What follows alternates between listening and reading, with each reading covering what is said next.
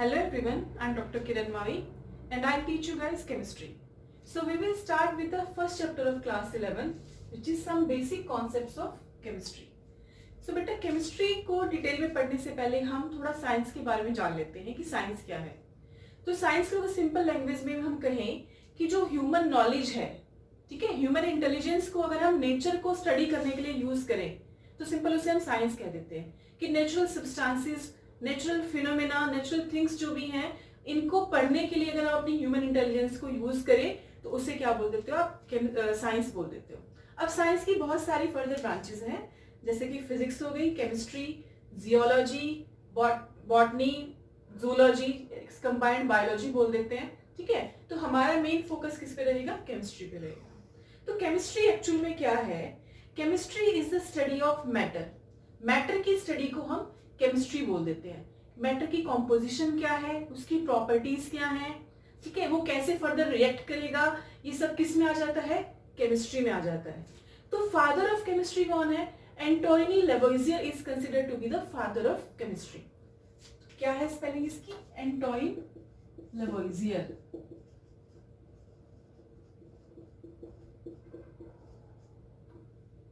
ठीक है. अब हम मॉडर्न जो केमिस्ट्री पढ़ें उससे पहले हम हिस्ट्री देख लेते हैं एक बार कि केमिस्ट्री की हिस्ट्री क्या है. स्पेसिफिकली इंडिया की हिस्ट्री क्या रही है साइंस की टर्म्स में, केमिस्ट्री की टर्म्स में. तो हम सबको पता है कि इंडिया की बहुत रिच हेरिटेज है, बहुत रिच हिस्ट्री रही है in terms of science, particular in terms of chemistry. तो इंडिया में केमिस्ट्री को रसायन विद्या, रसायन शास्त्र बोला जाता है या रस विद्या बोला जाता है. ठीक है. और जो हमारी ह्यूमन सिविलाइजेशन है, इंडियन स्पेसिफिकली, एंशिएंट इंडिया के अंदर भी बहुत अच्छा आपका डेवलप थी केमिस्ट्री. उसके एग्जांपल्स कैसे हमें पता चले कि जो आचार्य कश्यप हुए हैं इंडिया में, इन्होंने क्या कहा था?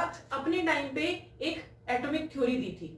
इन्होंने कहा कि जितने भी सब्सटेंसेस हैं, ठीक है, जितने भी हमारे आसपास सब्सटेंसेस हैं, सब एक इंडिविजिबल पार्टिकल से मिलके बने हैं. ऐसा पार्टिकल जिसे फर्दर डिवाइड नहीं कर रहे हो, और इस पार्टिकल का नाम इन्होंने परमाणु दे दिया. तो इन्होंने कहा कि सारे सब्सटेंसेस परमाणु से मिलकर बने हैं जो फर्दर डिवाइड नहीं हो सकते. ठीक है. और हर सब्सटेंस का अलग अलग परमाणु होगा.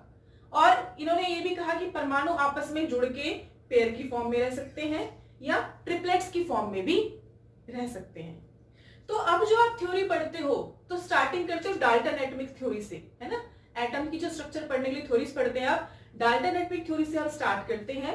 तो डाल्टन एटॉमिक थ्योरी से भी around 2500 years back, 2500 years ago ये थ्योरी दी गई थी. ठीक है. और चरक संहिता के अंदर ये मेंशन है कि पार्टिकल के साइज को बहुत स्मॉल स्केल तक भी रिड्यूस किया जा सकता है. और जिसे आप आजकल क्या पढ़ते हो? नैनो टेक्नोलॉजी, है ना. नैनो टेक्नोलॉजी आप आजकल पढ़ते हो. तो ये तो रही, बहुत वास्ट है, अगर हम डिस्कस करेंगे तो बहुत टाइम चला जाएगा. यानी कि बहुत वास्ट, बहुत रिच हेरिटेज रही है इंडिया की in terms of science, in terms of chemistry. अब हम देखते हैं मॉडर्न डे में केमिस्ट्री की एप्लीकेशंस क्या हैं. बेटा किसी भी सब्जेक्ट को स्टार्ट करने से पहले, पढ़ने से पहले आपको ये देखना है कि उसका आप ह्यूमन बींग्स पे क्या इम्पैक्ट होगा. ठीक है. एक सोसाइटी पे क्या इम्पैक्ट होगा उस सब्जेक्ट का. तो केमिस्ट्री का क्या इम्पैक्ट है?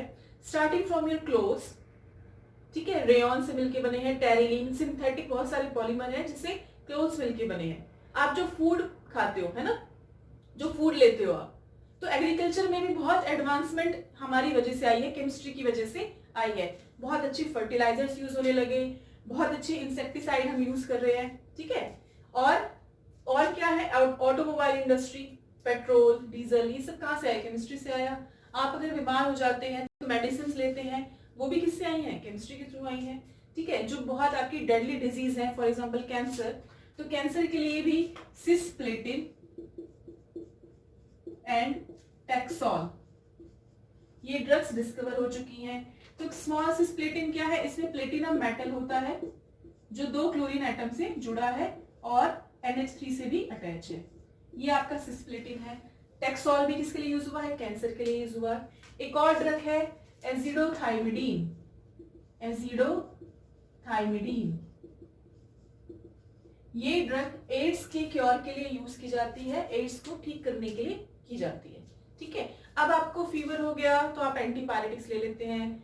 बीमार हो गए हो, पेन हो रहा है, एनाल्जेसिक्स ले लेते हैं, ठीक है।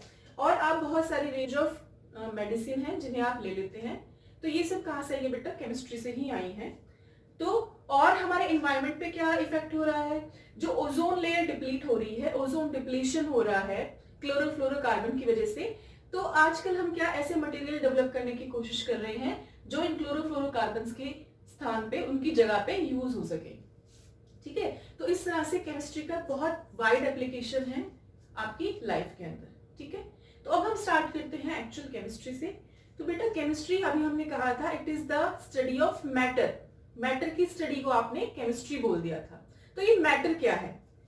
तो आप पहले भी अपनी क्लासेस में पढ़ के आ चुके हैं मैटर के बारे में।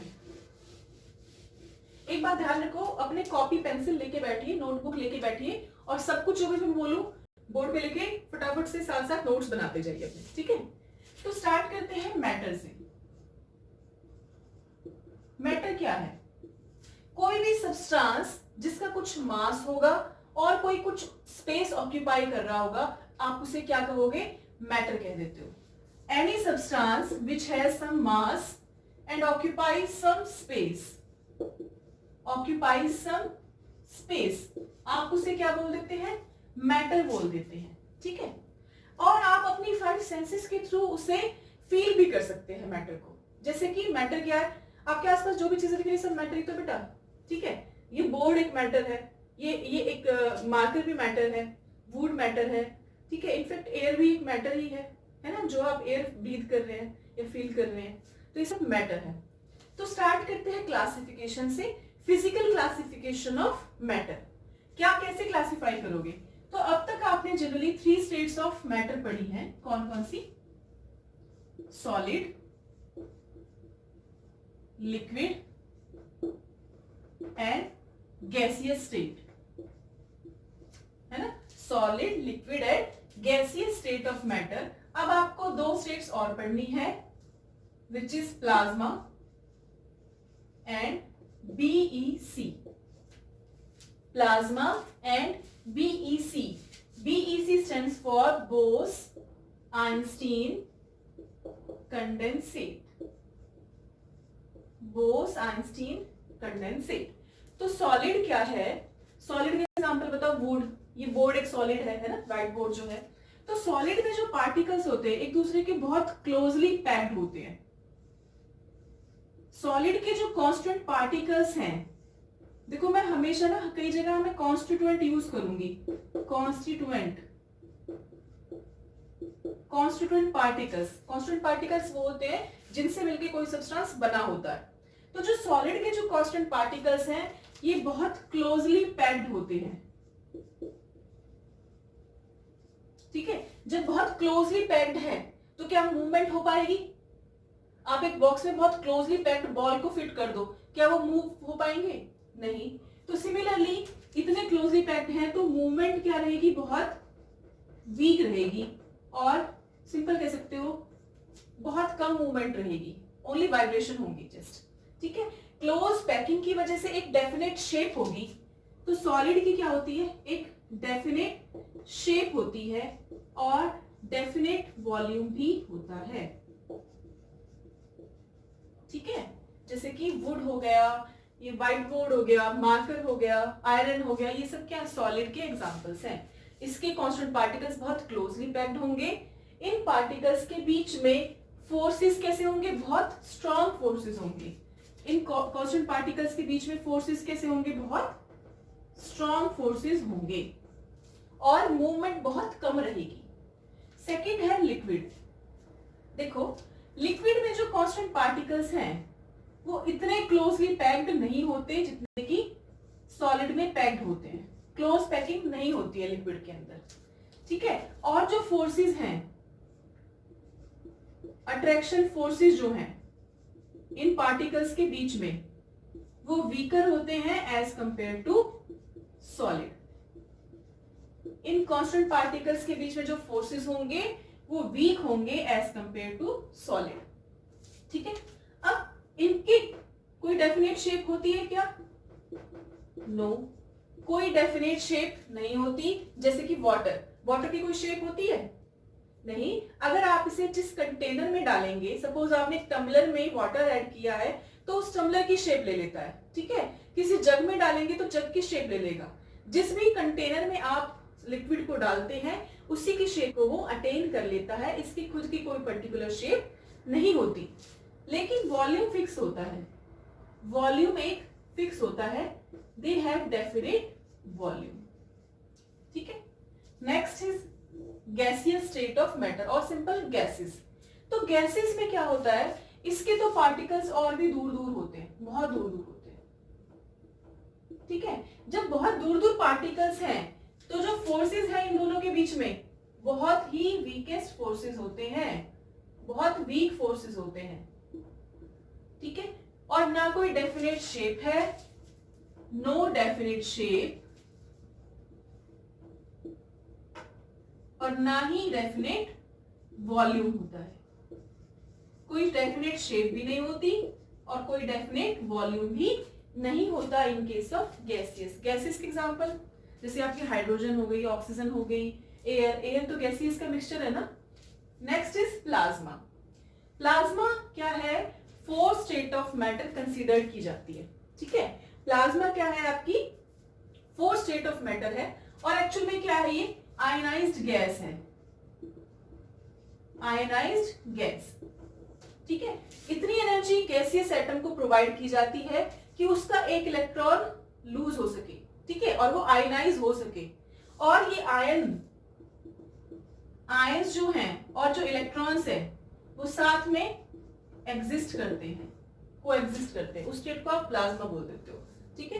जनरली जब आप हाई टेम्परेचर पे गैसेस को क्या करते हो, इलेक्ट्रिक स्पार्क के थ्रू पास करते हो तो गैसियस एटम जो है उनका एक इलेक्ट्रॉन लूज हो जाएगा, आयंस बन गए वो। अब आयंस और वो इलेक्ट्रॉन साथ में एग्जिस्ट करते हैं, वो प्लाज्मा स्टेट हो गई है, ठीक है। Next is Bose-Einstein condensate. Bose-Einstein condensate में क्या होता है, जो आपके एटम्स है, ठीक है, या आपके जो सब एटॉमिक पार्टिकल्स हैं, ये सेपरेट एटम्स या सेपरेट सब atomic particles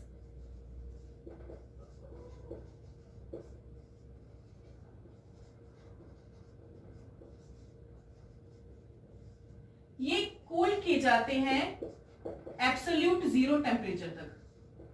absolute zero temperature यानी कि 0 केल्विन तक, 0 केल्विन को एब्सोल्यूट जीरो बोलते हैं। और ये सारे सेपरेट पार्टिकल एक एंटिटी फॉर्म में एग्जिस्ट करते हैं, एक कंप्लीट एंटिटी, एक सेपरेट क्वांटम मैकेनिकल एंटिटी।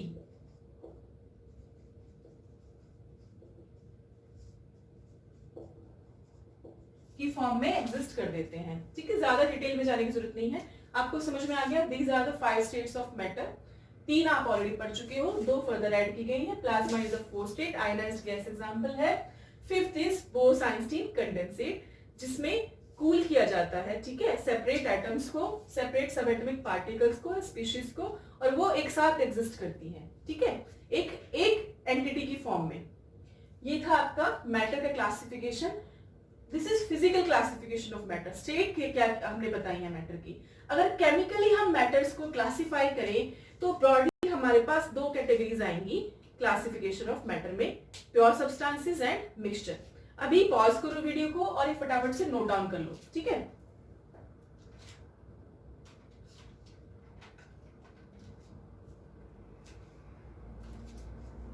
ठीक है, अब देखो एक चीज मैं आपको बताऊंगी एक्स्ट्रा, एक शॉर्ट नोट लिखिए आप। शॉर्ट नोट क्या है,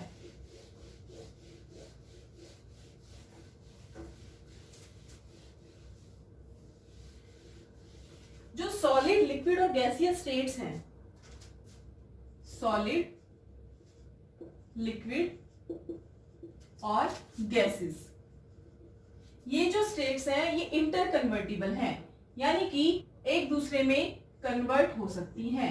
सॉलिड लिक्विड में कन्वर्ट हो सकता है, लिक्विड गैसेस में, गैसेस फर्दर लिक्विड में कन्वर्ट हो सकती हैं, और लिक्विड फर्दर सॉलिड में कन्वर्ट हो सकता है। सॉलिड को अगर आप हीट करोगे तो वो लिक्विफाई हो जाता है, लिक्विड को फर्दर अगर हीट करते हैं तो गैसियस स्टेट में कन्वर्ट हो जाता है, गैसेस को अगर आप कंडेंस करते हो, कूल डाउन करते हो तो लिक्विड बन जाएगा और लिक्विड को फर्दर कूल डाउन करोगे तो सॉलिड बन जाता है। ठीक है, जैसे कि आपका वाटर है, ध्यान से पढ़ना। वाटर जो है, वाटर आपका क्या है, लिक्विड फॉर्म में है ना। वाटर को अगर आप हीट करते हो और वाटर को अगर आप कूल डाउन करते हो, तो जब कूल डाउन करोगे तो आपके पास आइस आ जाती है, आइस क्यूब्स बन जाते हैं ना, आइस आ जाती है। आइस क्या है, सॉलिड स्टेट है वाटर की, लिक्विड तो है ही वाटर जो आप यूज करते हो। अब ध्यान देने वाली चीज क्या है कि अगर आप वाटर को हीट करते हो तो वाटर क्या है, गैसीय स्टेट में चली जाती है ना, और आप उन्हें क्या बोलते हो, वेपर्स बोलते हो, वाटर के वेपर्स बोलते हो। तो मैंने गैसेस क्यों नहीं बोला, वाटर के वेपर्स क्यों बोला है? तो एक बहुत माइन्यूट सा डिफरेंस होता है वेपर और गैसेस में। देखो क्या होता है, वेपर और गैसेस। कोई भी सब्सटेंस अगर गैस है तो आप उसे गैस कब कहोगे, जब रूम टेम्परेचर पे कोई सब्सटेंस अगर गैस की फॉर्म में एग्जिस्ट कर रहा है तब वो गैसीय स्टेट होगी। अगर रूम टेम्परेचर पर, रूम टेम्परेचर पर कोई भी substance, if any substance exist in गैसीय state at room temperature, RT पर, रूम टेम्परेचर कितना लेते हैं जनरली हम 25 डिग्री सेल्सियस लेते हैं। 25 डिग्री सेल्सियस पर अगर कोई सब्सटेंस गैस है तभी आप उसे गैसेस बोल सकते हो। लेकिन अगर रूम टेम्परेचर पे कोई सब्सटेंस गैस नहीं है तब आप उसे गैस नहीं बोलेंगे। जैसे कि वाटर रूम टेम्परेचर पे तो लिक्विड फॉर्म में है, हीट करने पे ही तो गैसेस फॉर्म में गया है, तो आप इसे गैस नहीं बोलेंगे, वेपर्स बोलेंगे। समझ में आया डिफरेंस क्या है? अगर नॉर्मल टेम्परेचर पे, रूम टेम्परेचर पे कोई गैस है तो ही वो गैस कहलाएगी। ऐसा नहीं है कि आपने किसी सब्सटेंस को हीट कर दिया हायर पे तो वो गैस बन गया है, तब आप उसे गैस नहीं, उसके वेपर्स बोलेंगे, जैसे कि वाटर के वेपर्स। क्लियर हुआ? अब नेक्स्ट पढ़ रहे हैं हम, क्लासिफिकेशन पढ़ रहे हैं मैटर का। This is basically chemical classification of matter. Chemical classification of matter. तो केमिकली मैटर को हम दो कैटेगरी में कैटेगराइज करेंगे। कौन कौन से हैं वो? Pure substances and mixture. Pure substances and mixture, ध्यान से पढ़ना। प्योर सब्सटेंसेस ऐसे सब्सटेंस जो केवल एक ही टाइप के सब्सटेंस से मिलके बने हो। ये सिंपल कह दो, एक ही सब्सटेंस हो। अगर मैटर के अंदर एक ही सब्सटेंस है, ओनली वन सब्सटेंस या वन टाइप ऑफ सब्सटेंस, तो क्या होता है? प्योर सब्सटेंसेस होता है। ठीक है। अब मिक्सचर मतलब नाम से पता चल रहा है कुछ मिक्स की गई है। अगर एक से ज्यादा सब्सटेंसेस को मिक्स किया जाए तो वो कहलाएगा मिक्सचर। तो इसमें क्या होता है? More than one type of substances present होते हैं। तो पहले हम डिटेल में किसके बारे में पढ़ेंगे? प्योर सब्सटेंसेस के बारे में पढ़ेंगे। तो प्योर सब्सटेंसेस को फर्दर हम कैसे लिख सकते हैं? Elements and compounds. Elements and compounds, बहुत ज्यादा डिफरेंस नहीं, ध्यान से पढ़ लेना। एलिमेंट्स क्या है? एलिमेंट्स को हम कह सकते हैं simplest form of pure substances. Pure substances की सबसे सिंपलेस्ट फॉर्म जो है वो होगी एलिमेंट, है ना। अब देखो ये जो एलिमेंट्स है, आपने पीरियोडिक टेबल पढ़ी है, मॉडर्न पीरियोडिक टेबल, है ना। उसमें क्या एस ब्लॉक होता है, यहाँ लास्ट में क्या होता है? पी ब्लॉक, बीच में क्या होता है? डी ब्लॉक, फिर बॉटम पे क्या पढ़ते हो आप? F block elements. तो ये सारे एलिमेंट्स हैं। ठीक है। ये एलिमेंट्स किससे मिलके बने हो सकते हैं? या तो एटम से मिलके बने होते हैं, एटॉमिक फॉर्म में होते हैं, या फिर मॉलिक्यूल से मिलके बने होते हैं। तो एलिमेंट के कांस्टेंट पार्टिकल्स क्या हुए? या तो एटम होगा या फिर मॉलिक्यूल होगा। एटम तो थोड़ा बहुत आइडिया है ना कि सेंटर में न्यूक्लियस होता है, फिर ऑर्बिट्स होते हैं जिनमें इलेक्ट्रॉन रिवॉल्व करते हैं। वो डिटेल में पढ़ेंगे हम सेकंड चैप्टर में, स्ट्रक्चर ऑफ एटम में। ठीक है। एटम हो गया, अब मॉलिक्यूल हो गया। देखो आयरन जो है कैसे लिखते हैं? Fe सिंबल है, copper Cu, cobalt CO, hydrogen H2, oxygen O2, nitrogen N2 और लिथियम Li। तो आप जब लिखते हैं इन एलिमेंट्स को तो आयरन, कॉपर, कोबाल्ट, इनको तो आपने सिंबल एक ही लिखा है, सिंपल। हाइड्रोजन के केस में आपने 2 लगा दिया, ऑक्सीजन के केस में भी 2 लगा दिया, नाइट्रोजन के केस में भी 2 लगा दिया। तो ऐसा क्या है कि कुछ एलिमेंट के बाद तो आप 2 लगा देते हो और कभी कभी आप इन्हें सिंगल फॉर्म में लिखते हो। तो ये जो एलिमेंट्स हैं जो सिंगल हैं, ये किस फॉर्म में है? एटॉमिक फॉर्म में है। किस फॉर्म में बेटा? एटॉमिक फॉर्म में है, एटम्स की फॉर्म में एग्जिस्ट करते हैं, एक ही एटम है। अब कई बार क्या होता है कि ये एटम अपने जैसे ही दूसरे एटम के साथ कंबाइन करके मॉलिक्यूल बना लेते हैं। ठीक है, क्या फॉर्म करेंगे? मॉलिक्यूल फॉर्म करेंगे। फॉर एग्जाम्पल, हाइड्रोजन का एक एटम हाइड्रोजन के दूसरे एटम के साथ बॉन्ड बनाएगा और हाइड्रोजन का एक मॉलिक्यूल बन जाता है, H2 मॉलिक्यूल। H2 क्या है? मॉलिक्यूल है। सिमिलरली O2 भी क्या है? मॉलिक्यूल है। ऑक्सीजन ऑक्सीजन के बीच में बॉन्ड बन गया, है ना? तो 2 ऑक्सीजन के एटम्स हैं और एक मॉलिक्यूल है, तो ये एक O2 मॉलिक्यूल है, सिंगल O2 मॉलिक्यूल। इस एक O2 मॉलिक्यूल्स में एटम्स कितने हैं? 2 ऑक्सीजन एटम्स हैं। ठीक है। अच्छा, ऑक्सीजन का एक और लेते हैं एग्जांपल, O3, ओजोन जिसे बोलते हैं, O3। अब इस केस में कितने एटम्स आ गए? 3 एटम्स आ गए हैं। 3 atoms of oxygen combine to form 1 O3 molecule. Ozone का एक मॉलिक्यूल बनाने के लिए 3 ऑक्सीजन एटम कंबाइन कर गए। ठीक है, तो एटम क्या है? इंडिपेंडेंटली एग्जिस्ट कर भी सकता है और नहीं भी कर सकता। For example, in case of hydrogen, nitrogen and chlorine etcetera, they form molecules. Atom similar atom combine करके मॉलिक्यूल बना देते हैं। अब जरूरी तो नहीं है कि सिमिलर एटम ही कंबाइन करेंगे, हो सकता है कि अलग अलग एटम्स कंबाइन कर जाएं, यानी कि different type of atoms combine कर जाएं। Different types of atoms combine करें तो क्या होगा? फॉर एग्जाम्पल, H और O, हाइड्रोजन और ऑक्सीजन के एटम्स कंबाइन करके बना लेते हैं H2O। 2 atoms of hydrogen combine with 1 atom of oxygen to form 1 H2O। ठीक है। सिमिलरली CO2, कार्बन के 2 एटम, ऑक्सीजन के, कार्बन का सिंगल एटम, ऑक्सीजन के 2 एटम्स मिलके CO2 बन जाता है। ठीक है। अगर डिफरेंट एलिमेंट कंबाइन करें और एक फिक्स रेशियो में कंबाइन करें, फिक्स रेशियो क्या है? आपको देखो, पहले याद क्या करना है? पीरियड टेबल खोलनी है। 1 से लेके 20 तक फर्स्ट जो 20 एलिमेंट्स है उन सबका सिंबल, उन सबका एटॉमिक नंबर और सबका मास नंबर आपको याद होना चाहिए, सारे बच्चों को। ठीक है। अब देखो, हाइड्रोजन का मास हम लेते हैं, एटॉमिक मास 1 यूनिट। ठीक है, 1 यूनिट हम लेते हैं हाइड्रोजन का एटॉमिक मास। लेकिन कितने हाइड्रोजन एटम है? 2। तो कितना मास हो गया हाइड्रोजन का H2O के अंदर? 2। ऑक्सीजन का लेते हैं 16 यूनिट। एटॉमिक नंबर होता है ऑक्सीजन का 8, तो मास नंबर होता है 16 यूनिट। ऑक्सीजन का कितना हो गया? 16। अगर सिंपल रेशियो निकाले तो क्या हो गया? 1:8। ठीक है। तो वाटर मॉलिक्यूल, वाटर कब बना? जब हाइड्रोजन और ऑक्सीजन 1:8 के रेशियो में कंबाइन किए। तो एक फिक्स रेशियो ऑफ मास होगा। फिक्स रेशियो ऑफ मास में अगर डिफरेंट एटम्स कंबाइन करें तो वो कंपाउंड बन जाता है। अब आप उसे क्या बोलते हैं?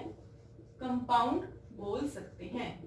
मॉलिक्यूल भी इन्हें बोल सकते हैं, इन्हें भी मॉलिक्यूल बोल सकते हैं, लेकिन इन्हें कंपाउंड नहीं बोल सकते। कंपाउंड कब बोलेंगे? ओनली जब different type of atoms combine करें। समझ में आ गया सबको? अब देखो, डिफरेंट एटम्स है इन केस ऑफ कंपाउंड, और O3 O2 इसमें कैसे एटम्स हैं? सिमिलर एटम्स है, तो आप इन्हें बोल देते हो होमो एटॉमिक। होमो एटॉमिक, होमो एटॉमिक मतलब होमो मीन्स सिमिलर या सेम। अगर दोनों एटम सेम है तो आप इसे क्या बोल देते हो? होमो एटॉमिक। और CO2 H2O क्या हो गए? Hetero atomic. हेटेरो मतलब डिफरेंट। हेटेरो एटॉमिक यानी कि डिफरेंट टाइप के एटम्स इसमें यूज हुए। होमोएटमिक जिसमें सेम टाइप के एटम्स यूज हुए। समझ में आया दोनों में डिफरेंस क्या है? कंपाउंड्स और एलिमेंट्स में क्या डिफरेंस है? एलिमेंट्स तो प्योरेस्ट फॉर्म है, ठीक है।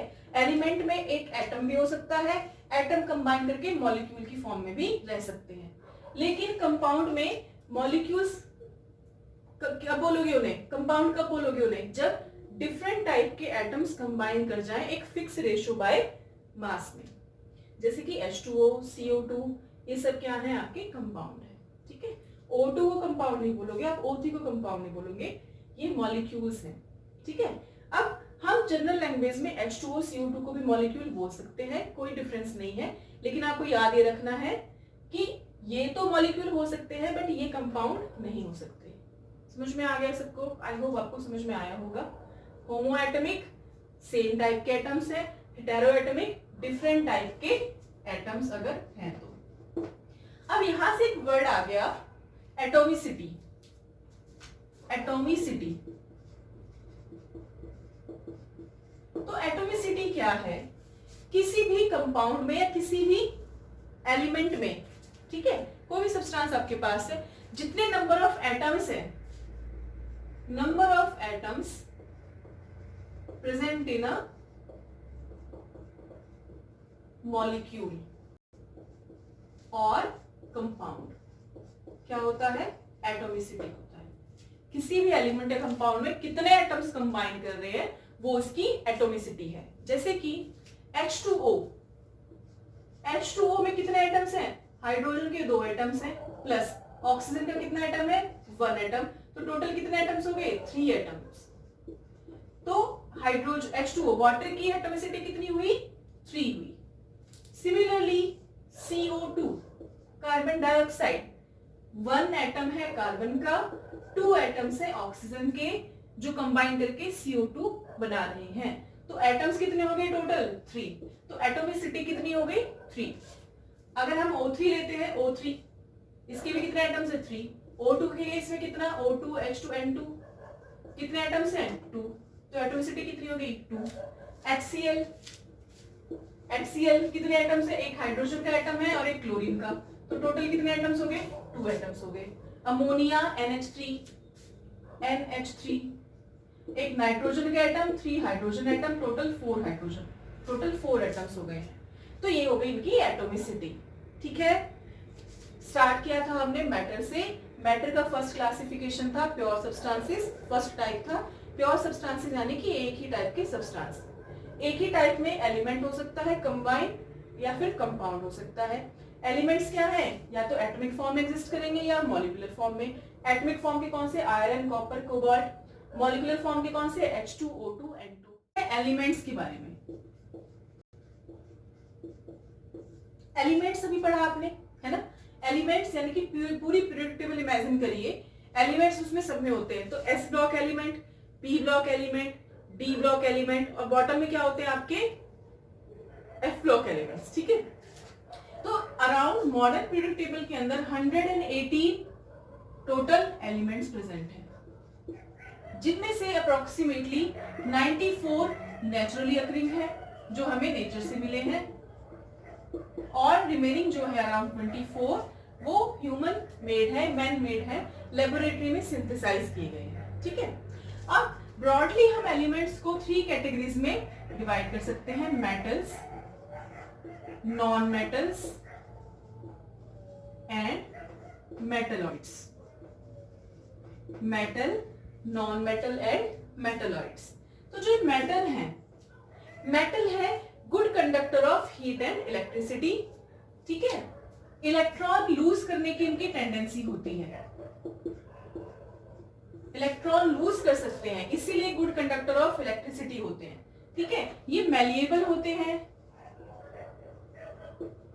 डक्टाइल होते हैं, और जनरली सारे एलिमेंट मेटल क्या है? सॉलिड स्टेट में होते हैं, एक्सेप्ट मरकरी। एक्सेप्ट मरकरी सभी एलिमेंट्स, सभी मेटल सॉलिड स्टेट में एग्जिस्ट करते हैं। दूसरा है नॉन मेटल। नॉन मेटल क्या है? इनके अपोजिट होते हैं, हार्ड होते हैं, ब्रिटल होते हैं, bad conductor of heat and electricity होते हैं, ठीक है। और जनरली तीनों स्टेट में एग्जिस्ट करते हैं, सॉलिड भी हो सकते हैं, लिक्विड भी और गैसियस स्टेट में भी एग्जिस्ट कर सकते हैं। समझ में आ गया। थर्ड है आपका मेटलॉइड्स। मेटलॉइड्स की प्रॉपर्टीज मेटल और नॉन मेटल के बीच में होती है, यानी कि मेटलॉइड्स जो हैं दोनों की प्रॉपर्टी शो करते हैं, मेटल की भी नॉन मेटल की भी। अच्छा, अब मेटल के एग्जांपल्स क्या थे आपके? आयरन, कॉपर, कोबाल्ट, ठीक है, सोडियम, ये सब क्या है? मेटल के एग्जांपल है। नॉन मेटल क्या आपका? आयोडीन, क्लोरीन, ऑक्सीजन, नाइट्रोजन, ठीक है, ये सब क्या है आपके? नॉन मेटल्स हैं। और मेटलॉइड क्या हो गए आपके? आर्सेनिक, एंटीमनी, बिस्मथ, ये सब आपके हो जाते हैं मेटलॉइड्स, जिनकी प्रॉपर्टीज मेटल और नॉन मेटल दोनों के साथ मैच करती है। ठीक है, तो ये आपका कौन सा क्लासिफिकेशन हो गया था? हम केमिकल क्लासिफिकेशन पढ़ रहे हैं मैटर का, और हमने अभी तक फर्स्ट टाइप ही पढ़ी है, प्योर सब्सटेंसेस। अब सेकेंड जो टाइप थी वो थी मिक्सचर। सेकेंड टाइप क्या है? मिक्सचर है। देखो नाम में ही क्या लिखा हुआ है, नाम से क्या डिनोट हो रहा है? मिक्सचर, यानी कि एक से ज्यादा सब्सटेंसेस होंगे। ठीक है, एक से ज्यादा सब्सटेंसेस होंगे। Mixture is made up of more than one type of substances.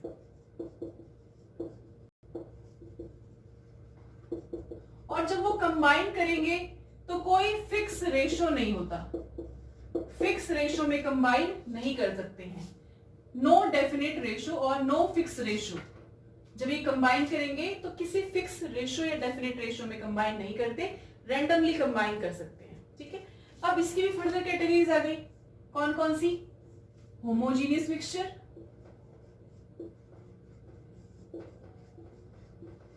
And heterogeneous mixture. Homogeneous mixture and heterogeneous mixture. देखो होमोजीनियस, होमो मतलब सेम, अभी पहले भी पढ़ाया था ना, होमो एटॉमिक, होमो मतलब सेम, जीनियस मतलब फेज। अगर मिक्सचर की एक ही फेज हो, सारे पार्टिकल्स उसके एक ही फेज में एग्जिस्ट करें, तो आप उसे होमोजीनियस मिक्सचर कहते हैं। जैसे कि फॉर एग्जांपल आपने क्या किया, शुगर लिया और उसे वाटर के अंदर डिसॉल्व कर दिया। ठीक है, आपने शुगर लिया, मान लो आपने 100 ml वाटर लिया है, 100 ml वाटर लिया, उसके अंदर आपने सपोज 100 ग्राम शुगर को डिसॉल्व कर दिया। ठीक है, अब जो सोल्यूशन बना है या अब जो मिक्सचर बना है वो क्या बन गया? आपका शुगर सॉल्यूशन बन गया, और ये क्या है? आपका होमोजीनियस मिक्सचर हो गया। होमोजीनियस मिक्सचर के अंदर ये जो आपके पार्टिकल्स है जिनसे मिलके बना है, उन दोनों की प्रॉपर्टीज जाती है। जैसे कि शुगर कैसी होती है? स्वीट, और वाटर कैसा होता है? वेट। तो शुगर सॉल्यूशन जो बना वो स्वीट नेचर में होगा और टेक्सचर में कैसा होगा? वो वेट होता है। तो ये आपका बन गया है होमोजीनियस मिक्सचर, जिसमें डिसॉल्व होने के बाद, मिक्सचर बनने के बाद सारे पार्टिकल एक ही फेज में हैं। ये सारे फेज सबकी सेम फेज है ना, लिक्विड फेज में सारे के सारे। तो ये आपका बन गया होमोजीनियस मिक्सचर। होमोजीनियस मिक्सचर को आप सिंपल फिल्टर करके सेपरेट नहीं कर सकते हो। ठीक है, कि आपने सिंपल फिल्टर किया और शुगर अलग हो गई, वाटर अलग हो गया, ऐसा नहीं हो सकता। और आप सिंपल इन्हें नेकेड आई से भी नहीं देख सकते हो, इनके कांस्टेंट पार्टिकल्स को। ठीक है, और दूसरा क्या है कि ये आपके पास सोल्यूशन बन गया।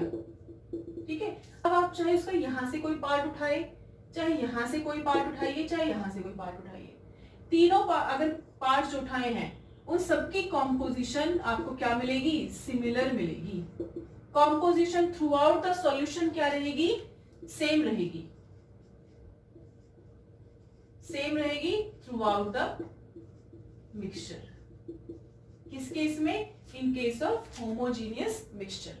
अब इसके एग्जांपल्स क्या है? पहला एग्जांपल है शुगर को वाटर में डिसॉल्व कर दिया, तो क्या हो गया? लिक्विड बन गया, ये है ना, लिक्विड में सारे फेज।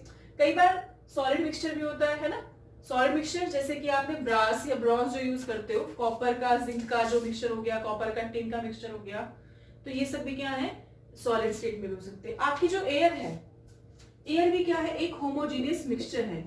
किसका, ऑक्सीजन और नाइट्रोजन और कुछ ट्रेसेस में और गैसेस होती है, उनका होमोजीनियस मिक्सचर है आपका क्या, एयर। ठीक है। हेट्रोजीनियस मिक्सचर में क्या हो जाएगा, ध्यान से देखो, इसमें hetero means different, different phase में अगर एग्जिस्ट करें इसके कांस्टेंट पार्टिकल्स, तो वो क्या हो जाएगा, हेट्रोजीनियस मिक्सचर हो जाएगा। और इसकी कॉम्पोजिशन डिफरेंट रहेगी, डिफरेंट कॉम्पोजिशन रहेगी through out the mixture. Composition, एक सेकेंड, डिफरेंट कॉम्पोजिशन रहेगी थ्रू आउट द मिक्सचर।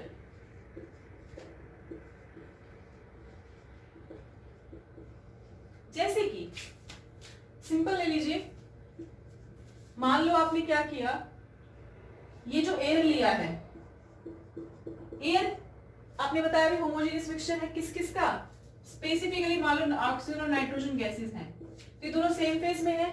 अगर इसके अंदर मैं स्मोक पार्टिकल्स ऐड कर दूं, या सिंपल कह दूं डस्ट पार्टिकल्स ऐड कर दूं, डस्ट पार्टिकल तो सॉलिड होते हैं, तो अब ये जो बन गया है, अब ये हेट्रोजीनियस मिक्सचर बन गया है। ठीक है। अगर एयर के अंदर आप डस्ट पार्टिकल्स को इंक्लूड कर लेते हो तो क्या बन जाता है, हेट्रोजीनियस मिक्सचर हो जाता है।